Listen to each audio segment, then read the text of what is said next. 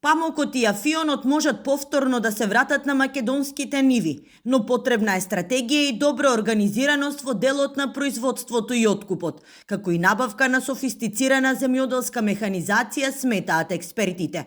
И додека овие индустријски култури полека исчезнуваат, нашата држава троши милиони евра за увоз на финалните производи и покрај тоа што имаме услови за домашно производство. Генерално може и за памукот и за афионот да се создадат услови да се произведува, но со една добра организација преку ИПАРД фондовите, набавување на механизација, организирано производство, запознат откупувач по однапред договорени цени, со однапред склучени договори, за да не биде како што е најчест случај производителот оној што е најоштетен. Токму и манипулацијата при исплатата и откупот на шеќерната репка е причина за оваа култура целосно да исчезне од нашите ниви.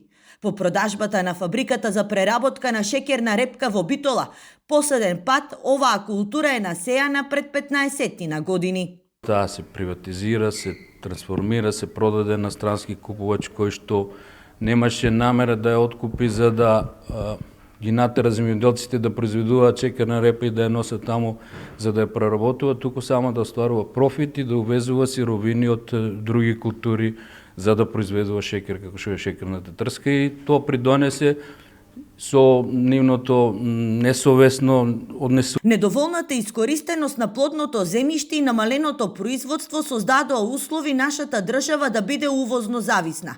Тоа се потврди и за време на руско-украинскиот конфликт и ковид пандемијата. Според податоците на Државниот завод за статистика, во 2021 година се увезени прехранбени производи во вредност од 745,4 милиони евра, што е годишен раст од 12,2% во споредба со претходната година.